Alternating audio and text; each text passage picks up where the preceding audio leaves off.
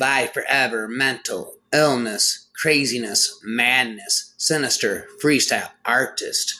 It's my experience that people are a lot more sympathetic if they can see you hurting. And for the millionth a time in my wish, I wish for measles or smallpox or some other easily understood disease, just to make it easier on me and also on them. One must still have chaos in oneself to be able to give birth to a dancing star. The bravest thing I ever did was continue in my life when I wanted to die. There is a particular kind of pain, elation, loneliness, and terror involved in this kind of madness. And when you're high, it's tremendous. The ideas and feelings are fast and frequent, like shooting stars, and you follow them until you find a better and brighter one's shyness goes. The right words and gestures are subtly there, the power to captivate others, a felt certainty. There are interests found in uninteresting people. Sensuality is persuasive, pervasive, and the desire to seduce and be seduced irresistible. Feelings of ease, intensity, power, well-being, financial omnipotence, and euphoria pervade one's marrow. But somewhere this changes. The fast ideas are far too fast, and there are far too many. Overwhelming confusion replaces clarity. Memory goes. Humor and absorption on friends' faces are replaced by fear and concern. Everything previously moving with the grain is now against you. Are irritable, angry, frightened, uncontrollable, and enmeshed totally in the blackest caves of the mind. You never knew those caves were there. It will never end, for madness carves its own reality. The thing about a spiral is, if you follow it inward, it never actually ends. It just keeps tightening infinitely. For someone like myself, in whom the ability to trust others is so cracked and broken that I am wretchedly timid, and I'm forever trying to read the expression on people's faces. The thing about having a mental breakdown is that no matter how obvious it is that you're having one, it is somehow not obvious to you.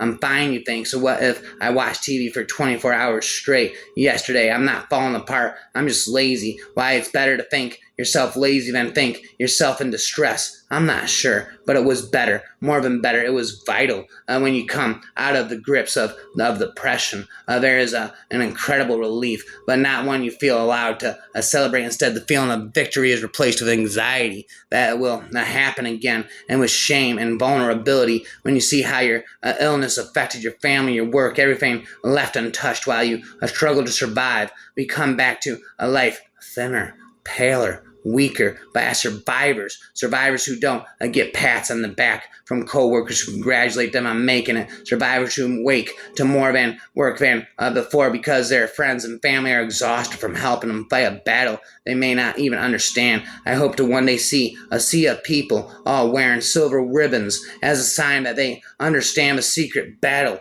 and as a celebration of the victories made each day as we individually pull ourselves up out of our foxholes to see our scars heal and to remember what the sun looks like. I have noticed that both in the very poor and very rich extremes of society, the mad were often allowed to mingle freely. A sick thought can devour the body's flesh more than fever or consumption. I compare myself with my former self, not with others. Not only that, I tend to compare my current self with the best I have been, which is when I have been midly manic. When I am my present normal self, I am far removed from when I have been my liveliest, most productive, most intense, most outgoing, and effervescent.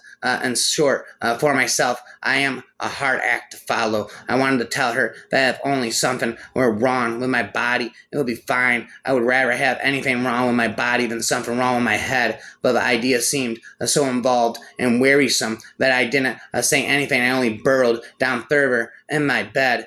When you are mad like this, you don't know what reality is. What you see when what you see shifts departing from anyone else's reality is still reality to you. To be ill, adjusted to a deranged world is not a breakdown. There's hope, even when your brain tells you there isn't. Anyone who has actually been that sad can tell you that there's nothing beautiful or literary or mysterious about depression. I will be stronger than my sadness. If you trade your authenticity for safety, you may experience the following: anxiety, depression, eating disorders, addiction, rage, blame, resentment, and inexplicable grief. There is no standard normal. Normal is subjective. There are 7 billion versions of normal on this planet. Our society tends to regard as a sickness any mode of thought or behavior that is inconvenient for the system. And this is plausible because when an individual doesn't fit into the system, it causes pain to the individual as well as problems for the system. Thus, the manipulation of an individual to adjust him to the system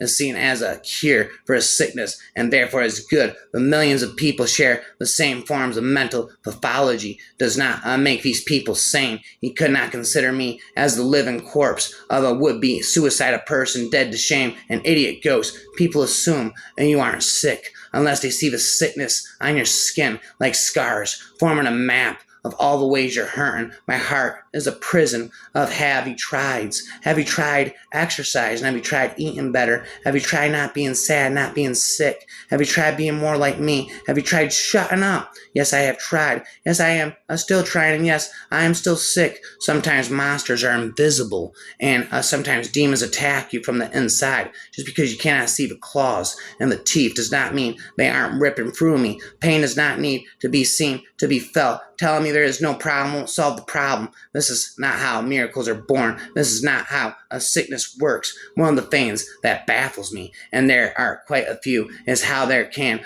be so much lingering stigma with regards to mental illness, specifically bipolar disorder. In my opinion, living with manic depression takes a tremendous amount of balls, not unlike a tour of Afghanistan through the bombs and bullets, in this case, come from the inside. At times, being bipolar can be an all-consuming challenge requiring a lot of stamina and even more courage. So if you're living with this illness and function at all, it's something to be proud of, not ashamed of. They should issue medals along with the steady stream of medication, annihilation, invasion, a syllable equation.